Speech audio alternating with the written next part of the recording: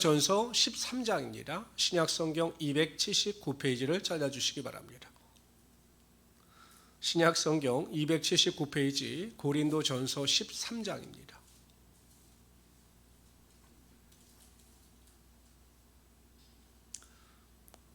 사도 바울은 이 고린도전서를 통해서 이 고린도 교회의 문제점과 그리고 고린도 교회가 사도 바울에게 던진 질문에 대해서 답을 제시합니다.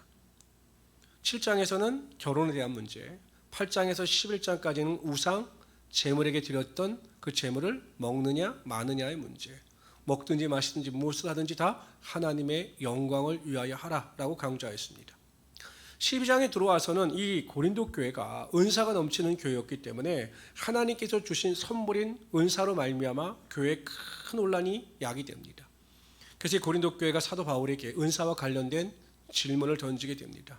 사도 바울의 핵심은 이랬습니다. 은사는 하나님께서 우리에게 주신 선물로서 교회의 덕을 세우기 위하여 필요한 것이지 개인의 만족을 위해서 필요한 것이 아니다 라고 강조합니다.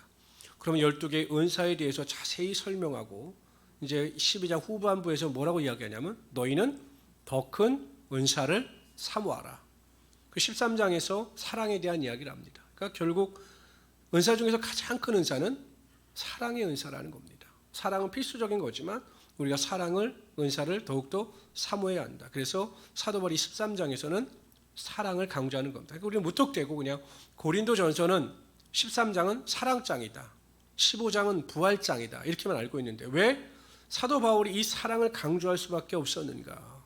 온전한 은사를 이루기 위해서는 온전한 사랑이 있어야 한다라는 거죠. 우리 1절부터 3절까지 다 같이 읽어봅시다. 1절부터 3절 다 같이 읽습니다. 시작. 내가 사람의 방언과 천사의 말을 할지라도 사랑이 없으면 소리나는 구리와 울리는 꽹과리가 되고 내가 예언하는 능력이 있어 모든 비밀과 모든 지식을 알고 또 산을 옮길 만한 모든 믿음이 있을지라도 사랑이 없으면 내가 아무것도 아니요 내가 내게 있는 모든 것으로 구제하고 또 내 몸을 불사르게 내줄지라도 사랑이 없으면 내게 아무 유익이 없느니라. 사랑이 없으면 아무 유익이 없다라는 것입니다. 그게 어느 정도냐면 여러분 1절에 보십시오. 사랑이 없으면 소리나는 구리와 같고 울리는 꽹과리와 같다라는 것입니다. 제가 여러분 여기서 갑자기 설교를 하다 말고 막 꽹과리를 치면 여러분 어떨 것 같습니까? 듣기 좋을까요? 괴로울까요? 만약에 옆집에서 누가 막 꽹과리를 칩니다. 그럼 여러분 그 꽹과리 박자에 맞춰서 춤을 추실 것 같습니까? 짜증을 내실 것 같습니까? 짜증. 그러니까 울리는 꽹과리를 한번 상상해 보십시오. 얼마나 사람을 기분 나쁘게 하고 괴롭게 합니까? 사랑이 없는 은사와 이 울리는 꽹과리가 같다라는 것입니다. 그러니까 내가 은사가 있고 능력이 있고 기도 많이 하고 말씀 많이 읽고 봉사 많이 하고 한다. 그런데 사랑이 없으면 오히려 그런 은사와 봉사와 헌신이 다른 사람들을 괴롭게 한다라는 것입니다. 여러분 교회 안에서 분란이 일어나고 문제가 발생하는 경우는 초신자들을 통해서 나타나는 경우는 거의 없어요. 교회에서 직분을 맡고 열심히 하는 분들을 통해서 나타나는데 그들이 처음서부터 그렇게 잘못된 길을 걸어가는 것이 아닙니다. 은사를 받고 일에 치우쳐다 보니까 사랑을 잃어버린 거죠. 사랑을 잃어버리니까 사랑이 사라진 상태에서 헌신과 봉사는 자꾸 다른 사람을 정죄하고 판단합니다. 그래서 다른 사람을 괴롭게 하는 것입니다. 그러므로 여러분 무슨 일이든지 어찌하든지 항상 기도하실 때마다 그렇게 기도하세요. 하나님, 은사도 중요하고 능력도 중요하지만 저에게 하나님께서 사랑을 부어주시옵소서, 사랑의 사람이 되게 하여 주십시오 라고 기도하셔서 하나님께서 기뻐하시는 하나님의 온전한 성도들이 되시기를 주님의 이름으로 축원합니다. 4절부터 7절까지는 사도 바울이 그럼 사랑이란 무엇이냐라는 거예요. 사랑은 무엇일까요? 세상이 말하는 사랑은 굉장히 부정적이에요. 무엇냐고 물으신다면 눈물의 씨앗이라고 말하겠어요. 항상 사랑은 부정적이에요. 그런데 오늘 본문에 보면 사도 바울은 사랑하라, 사랑의 은사는 무엇이다 라고 설명하면서 구체적으로 사랑이란 이렇게 행동하는 것이다 라고 방법론을 구체적으로 제시하고 있어요. 이것이 4절부터 7절까지입니다. 읽어봅시다. 시작. 사랑은 오래 참고 사랑은 온유하며 시기하지 아니하며 사랑은 자랑하지 아니하며 교만하지 아니하며 무례히 행하지 아니하며 자기의 유익을 구하지 아니하며 성내지 아니하며 악한 것을 생각하지 아니하며 불의를 기뻐하지 아니하며 진리와 함께 기뻐하고 모든 것을 참으며 모든 것을 믿으며 모든 것을 바라며 모든 것을 견디느니라. 우리가 실천해야 되는 사랑에 대해서 구체적으로 설명을 하고 있습니다. 그런데 그 구체적으로 설명하는 사랑이 무엇이냐면 첫 번째, 사랑은 오래 참는 거예요. 뭐라고요? 사랑은 오래 참는 겁니다. 누가복음 15장에 보면 집 나간 둘째 아들에 대한 비유가 나옵니다. 둘째 아들이 아버지에게서 자신의 유산을 받아서 다 가지고 집을 나갑니다. 여러분 생각해 보세요. 아버지가 보통 재산이 많은 분이 아니었습니다. 그러니까 요즘 시대로 따지면 엄청난 부자였어요.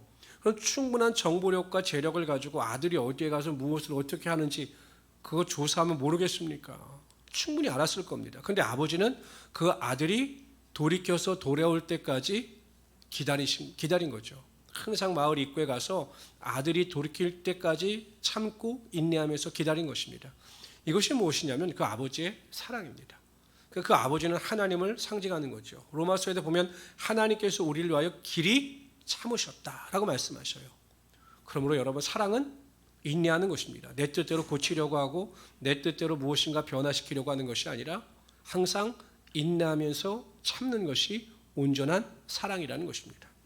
두 번째, 사랑은 온유한 것입니다. 온유하면 부드러운 것 이렇게 생각나죠. 참 온유하다. 그럼 그 사람 참 자비하고 부드럽다 이렇게 생각을 하실 겁니다.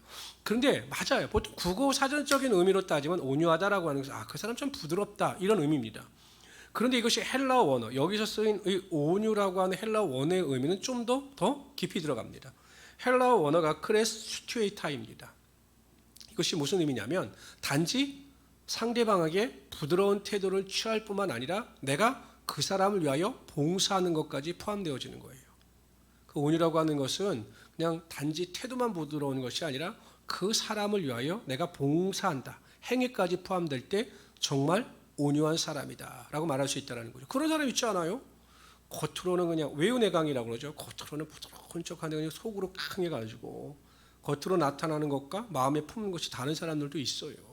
그러나 우리는 봉사하는 태도까지 겸하여 나감으로 온전한 온유한 모습을 보이는 것이 참된 사랑이라는 것입니다. 세 번째, 사랑은 시기하지 않는 겁니다. 여긴 쉽죠. 시기하지 않는 거. 로마서에 보면 12장 15절에 이렇게 말씀하십니다. 다 같이 읽어봅시다. 즐거워하는 자들로 함께 우는 자들로 함께. 사촌이 땅을 사면 그러면 안 된다는 거예요. 사촌이 땅을 사면 내가 기뻐하라는 거죠. 남의 즐거움이 나의 기쁨이 되고 나의 슬픔이 돼야 한다는 것입니다. 근데 한국 사람들은 나도 못 되면 너도 못 돼야 되고 내가 잘 되면 또 너도 못 돼야 되는 거예요. 근데 이게 안 되는 거죠. 그러니까 시기하지 말라라는 것은 공감하고 그 사람과 같이 동행하면서 살아가야 한다. 이것이 참된 사랑이라는 것입니다. 네 번째, 사랑은 자랑하지 않는 것이다 라고 말씀하십니다. 이 자랑한다라고 하는 것은, 교만하지 말라라고 하는 것은, 자랑하지 말라고 하는 것은 그 당시에 은사와 관련이 있어요. 그러니까 사람들은 자기가 받은 은사를 너무 자랑하는 겁니다. 근데 여러분 생각해 보세요. 교회 안에는 모든 사람이 다 은사를 받은 게 아니거든요. 그러니까 자신의 은사를 자랑하다 보면 그 은사를 받지 못한 사람들 입장에서는 상처를 받죠. 그래서 그 은사와 관련하여 자신의 것을 자랑하지 말라라는 것입니다. 예수 믿는 성도들은 자랑하지 말아야 합니다. 우리가 자랑할 것은 오직 예수 그리스도 한 분입니다. 그래서 성경은 고린도후서 10장 17절에 이렇게 말씀하십니다. 읽어봅시다.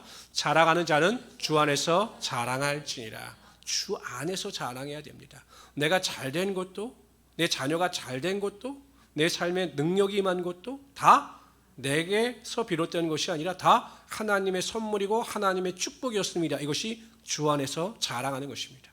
그럴 때 우리가 곁길로 가지 아니하고 교만한 자의 자리에 앉지 아니하게 되는 것입니다. 이런 믿음을 가지고 항상 주 안에서 자랑할 수 있는 우리 성도들 되시기를 주님의 이름으로 축원합니다. 다섯 번째, 사랑은 교만하지 않는 겁니다. 교만하지 않는 것을 우리가 잘 알고 있죠. 근데 여기서 말하는 교만은 겉으로만 교만하지 않은 것이 아니라 마음속까지도 교만하지 않은 거예요.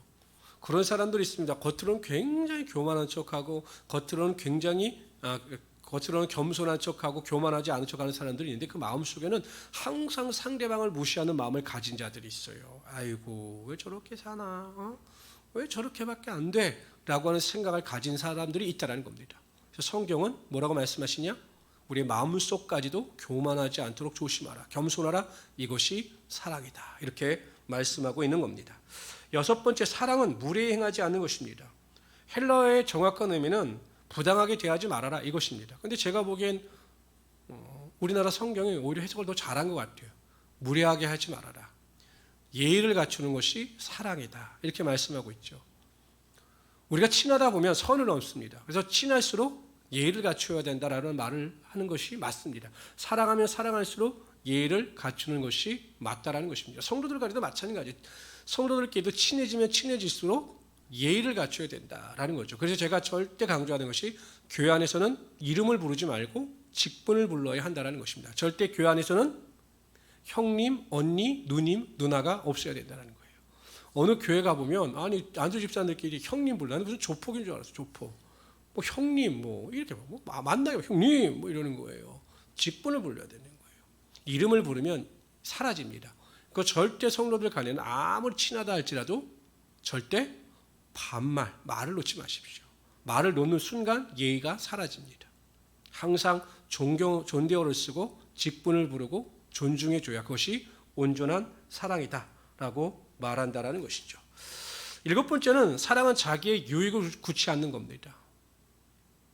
제가 이렇게 보면 우리나라가 요즘 심각한 문제 중에 하나가 이 유기견 문제예요. 유기견. 사람들이 이렇게 재개발, 재건축을 하면서 개를 버리고 가버린 사람들이 아직 유기견, 또 유기묘, 고양이들이 굉장히 많다라고 해요. 그래서 이 고양이들, 유기묘들을 또는 유기견들을 좀 이렇게 도와주는 분들이 있어요. 고양이들한테도 이렇게 먹이도 주고.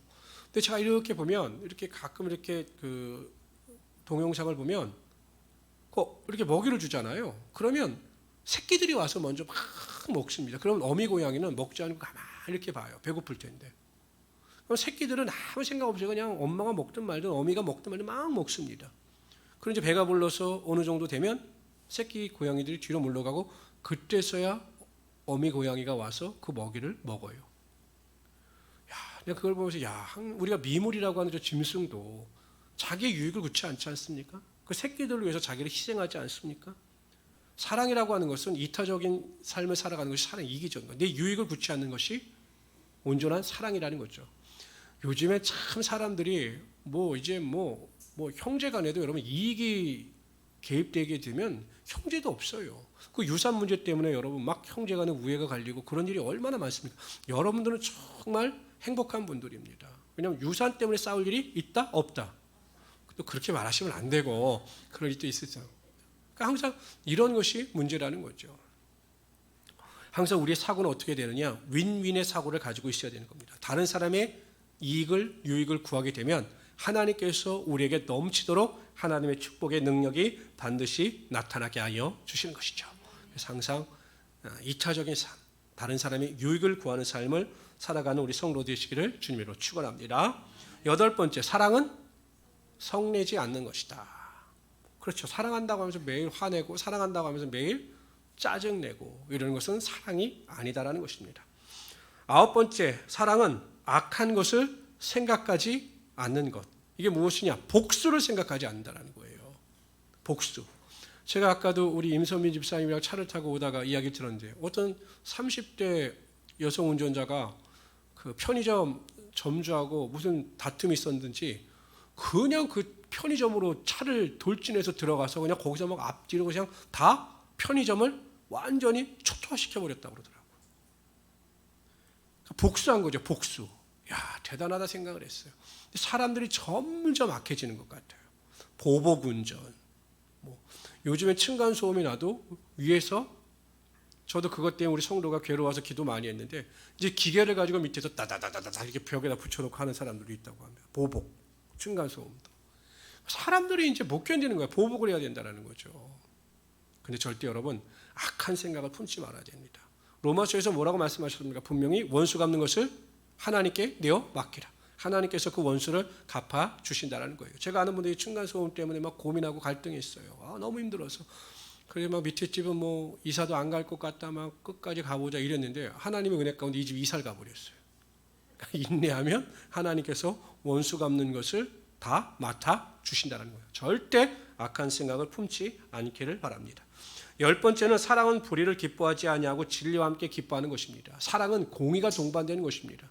정말 사랑한다면 그 사랑하는 대상이 악한 길에서 돌이켜 올바른 길을 가도록 도와주는 것이 사랑이에요. 여러분, 그런 의미에서 보면 복음 전도가 최고의 사랑의 실천이라는 거죠. 그렇잖아요. 죄악 가운데 죽어서 영원히 멸망길을 가는 사람을 그 죄악에서 돌이켜 진리의 길로 인도하는 것만큼 큰 사랑이 어디 있겠느냐라는 것입니다.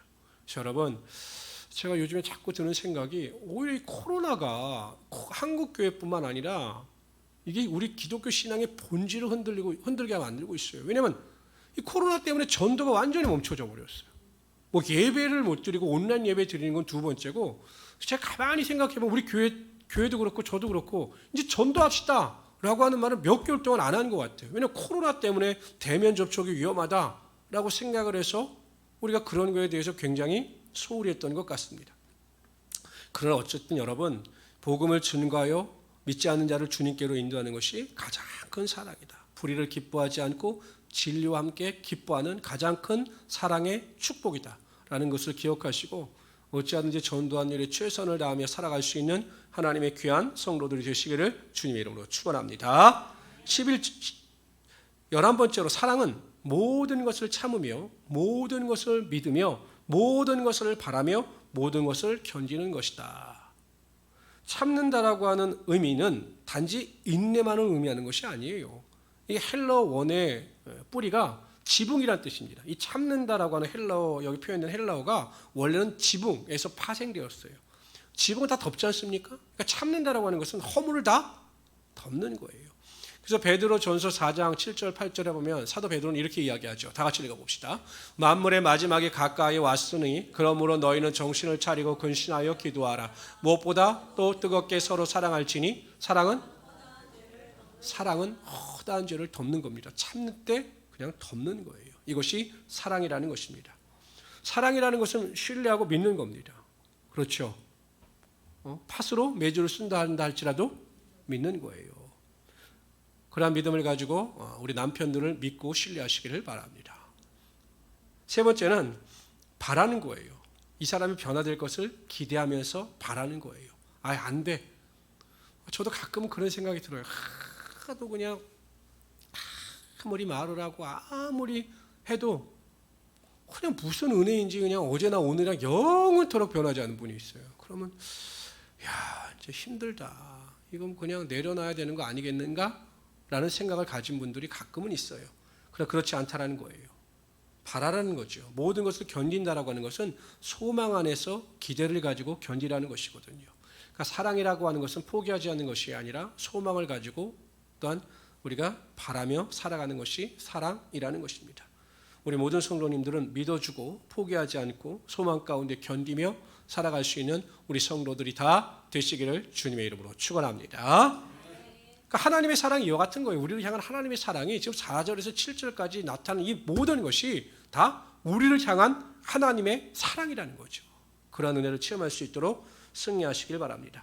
우리 8절부터 13절까지 다 같이 한번 읽어보도록 하죠. 읽습니다. 시작. 사랑은 언제까지나 떨어지지 아니하되 예언도 패하고 방언도 그치고 지식도 폐하리라. 그러니까 여기는 뭐냐면 사랑만이 영원하다라는 거예요. 언제 왜 사랑만이 영원한가? 그 뒤에 설명하는 거죠. 9절 시작. 우리는 부분적으로 알고 부분적으로 예언. 지금 우리가 이 세상에서 알고 예언하는 것은 모든 것을 알고 예언하는 것이 아니라 부분적이라는 거예요. 이게 왜 부분적이냐면 여러분, 제가 여러분들에게 말씀하실 때 기독교는 계시의 종교예요. 계시의 종교란 무엇이냐? 예를 들면 하나님께서 우리에게 알려주신 것만큼만 알 수 있다는 거죠. 그래서 우리가 성경을 읽다 보면 논쟁이 되는 문제들이 있죠. 왜 선악과를 만드셨느냐? 뭐 이런 문제. 뭐 논쟁이 일어나서 신학적으로 여러 가지를 증명하기도 하지만 또 삼위일체 되신 하나님은 그 삼위일체가 무엇이냐? 이것도 지금 신학적으로 한계에 부딪혀서 충분히 설명을 못 하거든요. 그러니까 모든 하나님의 계시는 우리에게 알려주신 것만큼 알아요. 그렇기 때문에 모든 것이 부분적이라는 거예요. 부분적이다. 예언도 모든 은사도 다 부분적이고 완전한 것은 아니다라는 것입니다. 10절 시작. 그렇죠. 온전한 것이 오는 게 뭐냐면 예수 그리스도의 재림이에요. 온전한 것이 오실 때, 하나님의 나라가 완성되어질 때라는 거죠. 11절 있습니다. 시작. 내가 어렸을 때에는 말하는 것이 어린아이와 같고 깨닫는 것이 어린아이와 같고 생각하는 것이 어린아이와 같더가 장성한 사람이 되어서는 어린아이의 일을 버렸노라. 맞지요? 12절 시작. 우리가 지금 부분적이기 때문에 희미한 거예요. 완전히 모른다는 거죠. 그러나 있습니다. 시작. 그때는 얼굴과 얼굴을 대하여 볼 것이요 지금은 내가 부분적으로 아나 그때는 주께서 나를 아신 것 같이 내가 온전히. 예수님께서 재림하실 때 되면 이제 우리가 모두 아하 그렇구나 이래서 이랬던 거구나 이것은 이거구나 라는 것을 완전히 알게 된다는 것입니다. 그래서 13절 다 같이 읽어봅시다. 시작.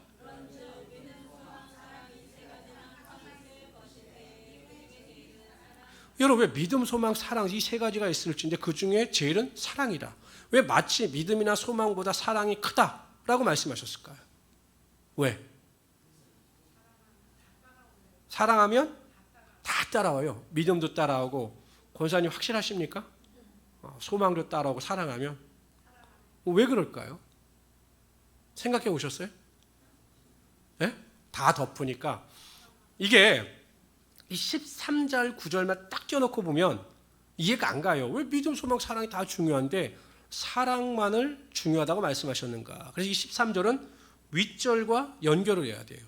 뭐냐면 예수 그리스도께서 재림하셨을 때 하나님의 나라가 완성되어질 때 믿음, 소망, 사랑 중에 그 중에 제일은 사랑이다. 여러분 생각해 보세요. 하나님의 나라에서 믿음이 필요할까요? 우리가 천국에 들어가면? 필요 없어요. 거긴 믿음이 필요 없어요. 거기 다 믿음으로 살기 때문에 믿음이 완성되었기 때문에 더 이상 믿음이 필요 없어요. 소망이 필요할까요? 여러분 우리가 하나님 나라 들어갔을 때 아이고 내일은 무엇을 먹고 살지? 내가 뭐 어떻게 할지 염려하고 걱정할까요? 아이고 내일은 내가 갯돈이 들어오는데 와 이런 막 소망이 있을까요? 소망이 필요 없어요. 왜냐하면 하나님 나라 자체가 소망이기 때문에 믿음과 소망은 더 이상 필요치 않아요. 믿음이나 소망이라는 것은 이 불완전한 이 세상을 살아갈 때 이 땅에서만 필요한 것이지 하나님의 나라에 들어가면 믿음과 소망은 필요 없다라는 거죠. 그러나 사랑은 존재하죠. 하나님의 나라는 사랑이 가득하고 완전한 곳이기 때문에 하나님의 나라는 사랑이 필요하고 존재합니다. 뿐만 아니라 여러분 여기서 사랑을 강조한 이유는 사랑은 하나님의 속성이기 때문에 그래요. 하나님의 속성 중에 하나님은 믿음이 있으신 분도 아니고 소망이 있으신 분이 아니에요. 하나님은 사랑 그 자체이십니다. 그렇기 때문에 믿음, 소망, 사랑 중에 그 중에 제일은 사랑이다. 하나님의 나라에 가서도 완전한 있는 것이 사랑이기 때문에 그렇게 강조한 것이다 라는 것을 기억하시기를 바랍니다. 아시겠죠? 그러니까 믿음, 소망, 사랑은 13절만 따로 놓고 하면 답이 없는데 예수 그리스도께서 오시고 하나님의 나라가 완성되었을 때 부분적으로 알던 것이 온전히 알게 되었을 때를 염두에 두고 하신 말씀이다라는 것을 기억하시길 바랍니다. 결국 여러분 사랑이 중요한 것입니다. 마태복음 22장 37절 40절에서 예수님께서 말씀하시듯이 마음을 다하고 뜻을 다하고 목숨을 다하여 하나님을 사랑하는 것이고 그 다음에 내 이웃, 우리의 이웃을 내 몸과 같이 사랑하면서 살아가는 것이 율법과 선지자의 강령, 생명의 말씀이 우리에게 주시는 가장 본질적인 교훈이 된다는 사실을 기억하셔서 항상 사랑을 사모하며 살아갈 수 있는 하나님의 귀한 성도들이 되시기를 주님으로 축원합니다. 고린도전서 14장으로 넘어가는데요. 저를 보세요. 이 고린도전서 14장은 주제는 10줄도 안 돼요. 그러니까 사도 바울이 이 고린도 교회가 그런 것 같아요. 제가 한편으로 왜 이런 생각이 드냐면 언어에는 압축적인 힘이 있어요. 그래서 간단하게 말을 해도 그 사람의 뜻이 전해집니다. 제가 여러분 카톡이나 문자를 길게 안 보내는 이유가 있어요. 왜냐하면 이 카톡은 말 하나하나, 왜냐하면 제가 이런 경우도 있어요. 뭐 이렇게 누구랑 이렇게 카톡을 하다가 그분이 목사님 맛있게 식사하시고 즐거운 하루 되세요. 그걸 보내요. 그럼 제가 감사합니다라고 보내잖아요. 그럼 무엇 하나 때문에 성도들이 심각히 고민하는 줄 아세요? 제가 감사합니다라고 보냈는데 무엇 때문에 성도들이 심히 고민하고 갈등하냐면 왜 이모티콘을 안 보내셨지? 목사님 나한테 기분 나쁜 일이 있으신가?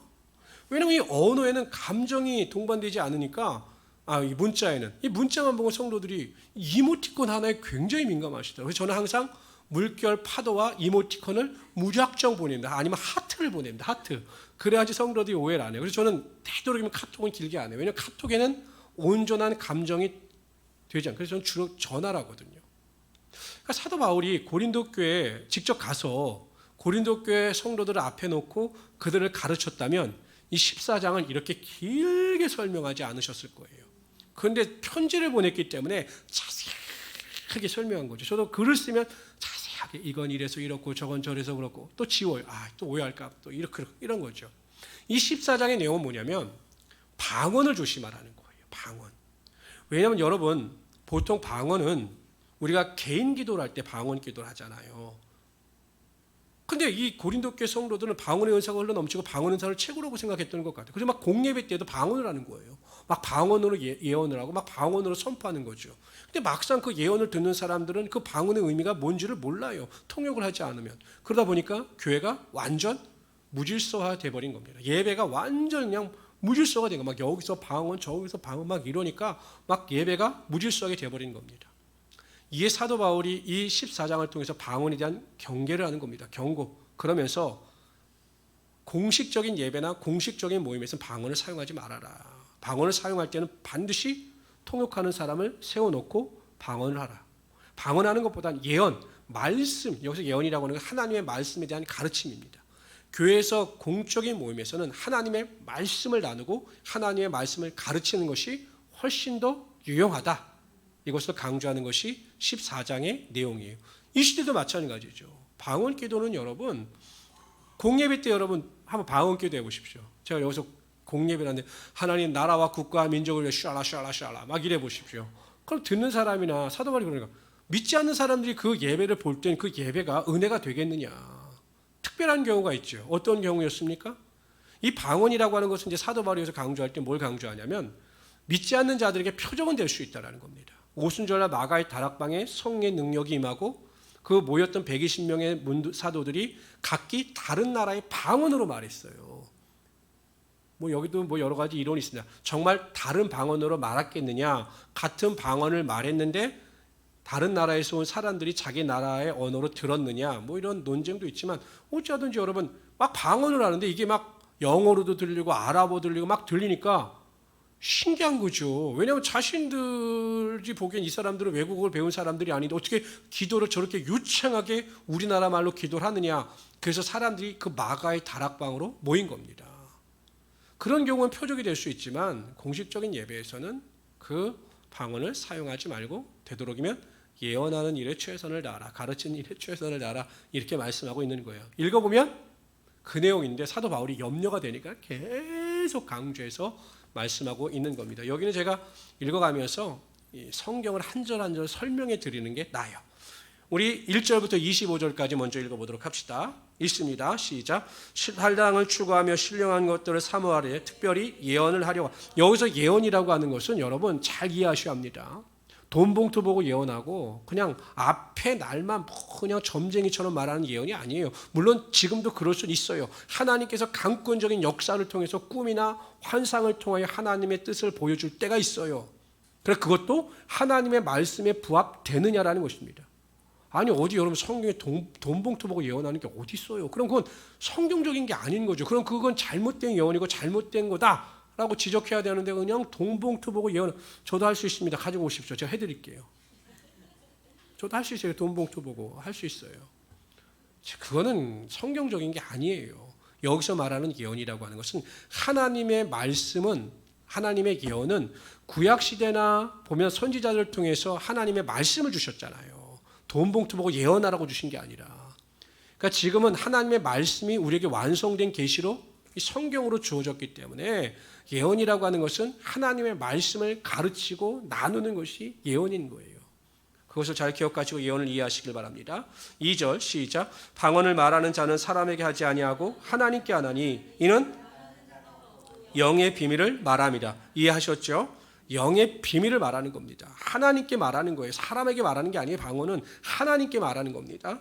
3절 시작. 그러나 예언하는 자는 사람에게 말하여 덕을 세우며 권면하며 위로하는 것이다. 왜냐하면 우리는 성경은 가르치는 것이기 때문에, 사람의 말로 알아듣게 가르치는 것이기 때문에 이것이 권면하고 위로하는 것이 된다는 겁니다.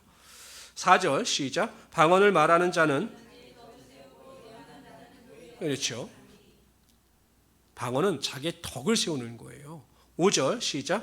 나는 너희가 다 방언 말하기를 원하나 특별히 예언하기를 원하노라. 만일 방언을 말하는 자가 통역하여 격의 도구를 세우지 아니하면 예언하는 자만 못하니라. 6절 그런즉 형제들아 내가 너에게 나가서 방언으로 말하고 계시나 지식이나 예언이나 가르치는 것으로 말하지 아니하면 너에게 무엇이 유익하리요?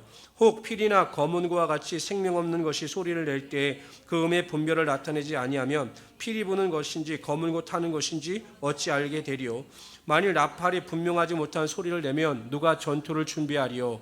이와 같이 너희도 혀로서 알아듣기 쉬운 말을 하지 아니하면 그 말하는 것을 어찌 알리요? 이는 허공에다 말하는 것이니라.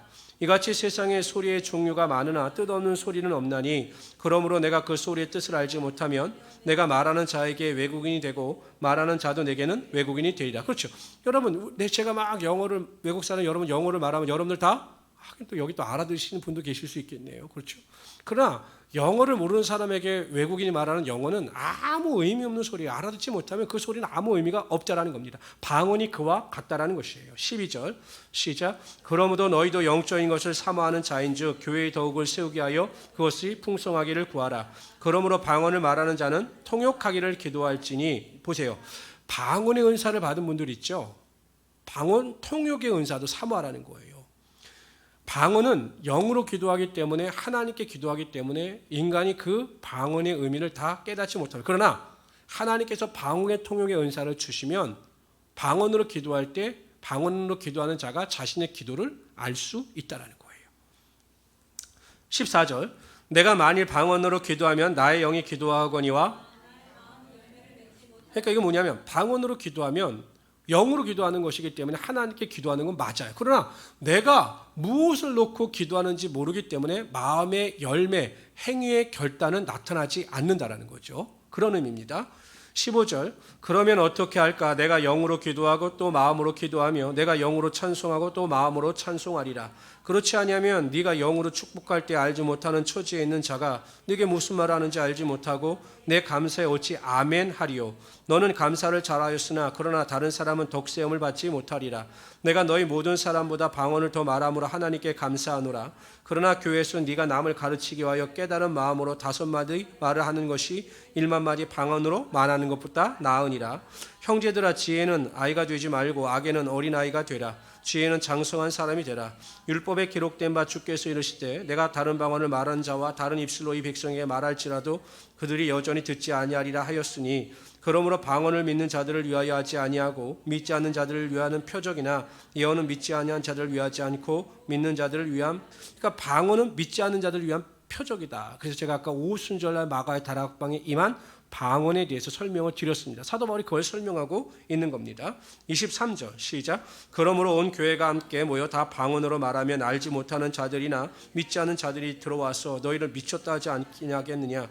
그러나 다 예언을 하면 믿지 아니하는 자들이나 알지 못하는 자들이 들어와서 모든 사람에게 책망을 들으며 모든 사람에게 판단을 받고 그 마음에 숨은 일들이 드러나게 되므로 엎드려 하나님께 경배하며.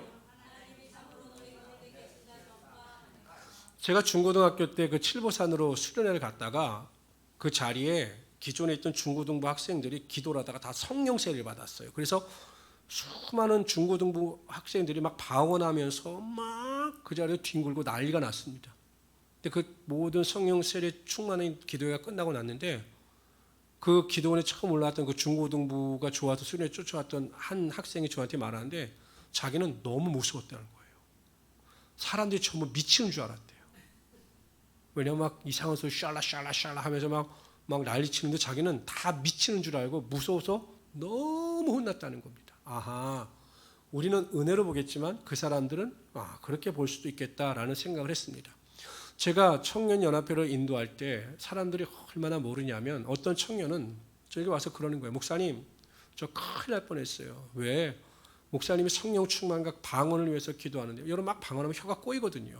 갑자기 제가 혀가 꼬이길래 제가 그 혀를 꽉 붙잡고 있느라고 그 청년은 성령 세례가 임하는데 무서우니까 막 혀가 꼬이니까 혀 꼬이지 않게 자기 혀를 꽉 잡고 있었다는 거죠.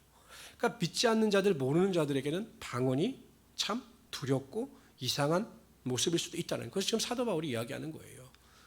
그걸 조심하라는 거죠. 만약에 외부 사람들이 왔을 때 그렇게 하는 것이 매일 교회가 방언 기도만 하고 모일 때마다 방언으로 하면 그것이 과연 유익이 될 수 있겠느냐라는 것을 강조하고 있는 겁니다. 그러니까 여러분, 방언의 핵심은 이렇습니다. 우리가 방언 받기를 사모해야 됩니다. 왜냐하면 우리가 방언을 받아서 개인이 기도할 때 오랫동안 깊은 기도를 하나님께 할 수 있어요. 근데 성도들 한 걸음 더 나아가 영으로 기도하는 내 방언의 기도가 정말 어떤 기도인지 깨달을 수 있도록 방언 통역의 은사까지 구하게 되면 내가 방언으로 기도할 때 하나님께 어떻게 기도하는지 알 수가 있다는 것입니다. 그러나 그 방언 기도를 가지고 공공 예배 시간에 그 방언을 가지고 막 대표 기도를 하고 다른 사람들에게 피해를 주도록 무질서하게 사용하지는 말라라는 것입니다. 오히려 공공 예배나 공공 모임에서는 하나님의 말씀을 가르치고 나누는 것이 방언으로 기도하는 것보다 훨씬 낫다. 그러니까 고린도교회 성도들은 여러분 얼마나 멋있습니까? 막 방언으로 기도하면 그럴 때 보이고 멋있어 보이니까 무질서했는데 그러지 말고 하나님의 말씀을 가르치고 배우는 일에 최선을 다해야 한다라고 말씀하고 있는 것입니다. 그러니까 여러분 항상 우리가 깨달아야 될 것은 은혜와 능력은 하나님의 말씀에 기초해야 합니다. 하나님의 말씀에 뿌리가 있어야 방언의 은사를 받고 성령의 은사를 받아도 바른 길을 걸어갈 수가 있는 거예요. 근데 이 말씀에 뿌리가 없고 가르침의 은혜가 없으면 항상 잘못된 길로 걸어갈 수밖에 없다라는 거죠. 꼭 그것을 기억하시고 여러분들 방언도 사모하실 때 또한 예언도 사모하셔서 말씀의 은혜와 능력 가운데 구할 수 있는 우리 성도들 되시기를 주님으로 축원합니다. 26절 40절까지 또 똑같은 말씀을 하시는데 공예배 때 지적해서만 우리가 모일 때 조심해야 된다는 것을 말씀하고 있습니다. 다 같이 26절부터 40절까지 읽읍시다. 읽습니다. 시작. 그런즉 형제들아 각각 찬송시도 있으며 통역함도 있나니 모든 것을 그러니까 그때 예배를 드릴 때 보면 모일 때 찬송도 했고 하나님의 말씀을 가르쳤어요. 계시라고 하는 것은 하나님의 말씀의 임재죠. 또 방언도 있었습니다. 방언 기도도 있었고 방언을 통역하는 사람들도 있었다라는 겁니다. 이 모든 것이 교회의 덕을 세우기 위해서 필요하다. 이렇게 강조합니다. 27절 시작. 방언으로 말하거든 두 사람이나 많아야 세 사람이 차례를 따라하고 한 사람이 통역할 것이요. 그러니까 여러분 얼마나 방언이나 뭐 예언으로 말하는 사람이 많았으면 방언으로 막 예배 때 말하는 사람이 막 많았으면 이렇게 이야기를 했겠어요. 28절 시작. 만일 통역하는 자가 없으면 교회에서는 잠잠하고 자기와 하나님께 말할 것이요 예언하는 자는 둘이나 셋이나 말하고 다른 이들은 분별할 것이요 만일 그러니까 여러분 예언하는 거 하나님의 말씀을 가르치는 것도 어떤 한 사람이 독단적으로 가르치게 하는 것이 아니에요. 왜냐하면 잘못되게 갈 수 있기 때문에. 그래서 두세 사람이 그 사람이 가르치는 것을 잘 분별해야 했다라는 거죠. 그러니까 이단이 이래서 문제인 거죠.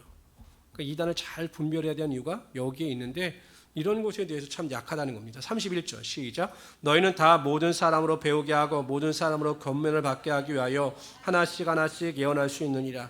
예언하는 자들의 영은 예언하는 자들에게 제재를 받나니 하나님은 무질서의 하나님이 아니시오 오직 화평의 하나님이시니라.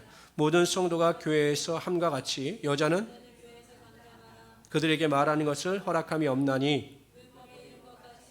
그러니까 여러분 여기서 조심해야 될 것이 무엇이냐면 차별이 아니에요. 차별. 항상 질서라는 거죠. 제가 이 고린도교회 문제에 대해서 설명할 때는 그 당시에는 여성의 인권이라고 하는 것이 상상하지 못할 정도로 초라했어요. 그런데 교회는 남녀 평등 모든 인권이 동등했기 때문에 교회에서 여성들의 발언권이나 모든 행위가 컸던 거죠. 그러니까 외부 사람들이 보기엔 너무 교회가 무질서해 보였던 겁니다. 이에 대해서 교회 덕을 세우기 위해서 여성들이 절제하고 자신의 위치를 지킬 것에 대해서 강조하고 있는 겁니다. 35절 시작. 만일 무엇을 배우려 하거든 집에서 물을지니 하나님의 말씀이 너희로부터 난 것이냐 또는 너에게만 임한 것이냐. 만일 누구든지 자기를 선지자나 혹은 신령한 자로 생각하거든 내가 너에게 편지하는 이 글이 주의 명령인 줄 알라. 만일 누구든지 알지 못하면 그런즉 내 형제들아 예언하기를 사모하며 모든 것을. 그래서 아직까지도 여러분 장로교 같은 경우는 어떤 교단 같은 경우는 여성 목사 안수를 안 줘요. 또 대표기도 주일 대표기도 같은 경우는 절대 여성분들을 강단에 세우지 않고 여성분들이 권사는데도 장로까지는 세우지 않습니다. 그런데 저희 기독교 대한 하나님의 성에 조금 바뀌었어요. 여성 장로님들도 나와요. 그리고 여성 목회자들 뭐 워낙 많고 그래서 이 여성들이 굉장히 교회 안에서 지위가 높아졌습니다. 목사님들이 그러시더라고요. 아이고 그냥 여성 장로님들 세우니까 더 좋으시다는 거예요. 왜요? 말을 훨씬 잘 듣습니다. 이렇게 말씀하시더라고요. 왜 남성들은요 잘 듣는 분들이 있는데 그래서 여성들의 헌신과 봉사가 이 시대에 와서 그만큼 더 교회에 큰 역할을 감당하기 때문에 많이 바뀐 것은 사실입니다. 근데 핵심은 이거예요, 여러분. 우리가 봉사를 하든 헌신을 하든 직분을 받든 은사를 사용하든 우리의 삶에서 핵심은 40절입니다. 다 같이 읽어봅시다. 시작. 모든 것을 품 있게 하고 질서 있게 하라는 거예요. 교회 질서를 무너뜨리지 말라라는 거예요. 은사를 받든 봉사를 하든 헌신을 하든 항상 교회 질서를 쫓아가고 나로 인하여 내가 봉사하고 은사로 인하여 교회 분란이나 다툼을 일으키지 말라라는 것입니다. 항상 우리가 생각할 때는 먼저 하나님의 영광을 위하여 구하는 것이고 교회 질서를 쫓아 행하는 것이 하나님의 큰 은혜와 축복이라는 것입니다. 그래서 우리 모든 성도님들은 나를 필요로 하는 곳에 가서 봉사하고 헌신하실 뿐만 아니라 내가 받은 은사를 가지고 하나님의 영광을 위하여 질서 있게 사용하심으로 큰 칭찬과 영광과 존귀를 얻으시는 우리 귀한 성도들이 되시기를 주님의 이름으로 축원합니다. 기도합시다. 좋으신 하나님 감사합니다. 때로는 하나님께서 우리에게 넘치도록 부어주시는 그 은혜로 말미암아 고린도 교회처럼 우리가 교만하거나 우리가 다른 사람을 판단하거나 정죄한 것은 없는지 다시 한번 우리 자신을 뒤돌아보게 하여 주시옵소서. 하나님께서 우리에게 주신 은사를 통하여 교회 덕을 세우게 하여 주시고 그 은사를 통하여 하나님 앞에 더 가까이 나아갈 수 있는 겸손의 성도들이 다 되게 하여 주시옵소서. 오직 성령의 충만함의 능력을 쫓아 하나님의 뜻을 이루어가게 하여 주시고 더욱더 겸손과 온유와 하나님의 은혜 가운데 거할 수 있는 우리 성도들이 다 되게 하여 주시옵소서. 하나님 소망이 없는 이 시대 가운데 오직 하나님만이 우리의 삶의 소망이 되십니다. 성령께서 우리와 함께 하여 주셔서 이 소망이 영원할 수 있도록 도와주시고 매일매일 우리의 삶 가운데 흘러 넘치게 하여 주시옵소서. 하나님께 예배함이 하나님께 기도함이 하나님의 말씀을 읽는 것이 우리의 삶의 은혜요 축복이요 은사인 것을 깨닫고 더욱더 가까이 나아갈 수 있도록 허락하여 주시옵소서. 감사하며 예수님의 이름으로 기도드리옵나이다. 아멘.